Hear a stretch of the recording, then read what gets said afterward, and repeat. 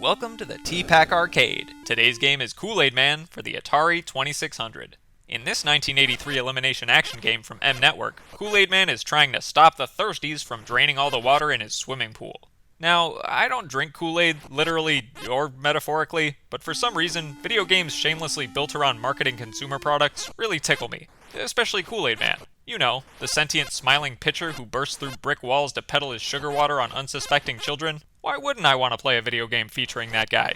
I don't even care if it's fun or not. But luckily, this game is fun. You're the titular Kool-Aid Man, and you move around the screen eliminating all the thirsties, siphoning water from your pool. You'd think the prospect of chlorine-induced tummy aches would stop him, but nope, that's up to Kool-Aid Man.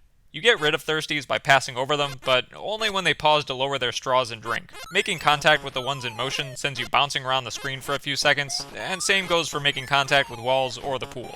It's better than taking damage like in most video games, I guess, but it's still pretty annoying losing control of your character. Especially when you can't stop him from bouncing into even more thirsties and ending up with a chain reaction of endless pinballing around the playfield.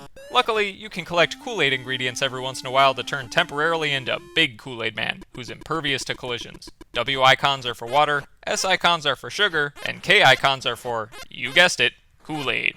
Not that it really matters, they all do the same thing. What's more, collecting ingredients adds a bit of water back to your pool, which is a huge help, because when the whole pool is drained, it's game over. Each round has 30 thirsties to thwart, and a bonus timer that gives you more points the faster you clear them. The catch is that each round increases the speed of the thirsties to the point where you can hardly dodge them and you basically get infinitely pinballed while they suck up all the pool water. In which case you really start to wish they would get chlorine-induced tummy aches as retribution.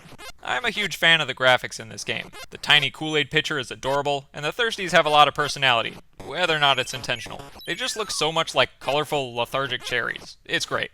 Also, M Network went the extra mile to make Kool-Aid Man's iconic brick wall-breaking entrance into an opening cutscene. You can really tell they cared about this game, and all the kids it would entice into buying their licensee's branded sugar water. The extra effort also went into adding a fun little musical cue whenever Kool-Aid Man gets a power-up. It's a nice touch to spice up the standard audio cues that are already good to begin with, especially the slurping noise when thirsties are drinking water. It's pretty convincing for an 8-bit sound effect. The difficulty curve for Kool-Aid Man gets pretty steep pretty fast. I could only make it through 4 rounds before the thirsties were too fast for me to handle, and that's on normal mode. Hard mode immediately starts off with such ridiculously fast thirsties that when I tried to play it, this happened. If I could change one thing in this game, I would keep the low speed for more rounds so the game would last longer and I could have more fun trying to rack up a high score. My skill level just doesn't live up to a certain grinning sugar water salesman's high standards. Overall, Kool-Aid Man is way better than it has any right to be. Random consumer product video games are neat enough as a novelty, but this one is actually fun too. So even though I'm still not doing it literally, as far as buying into this game goes, I'm definitely drinking the Kool-Aid.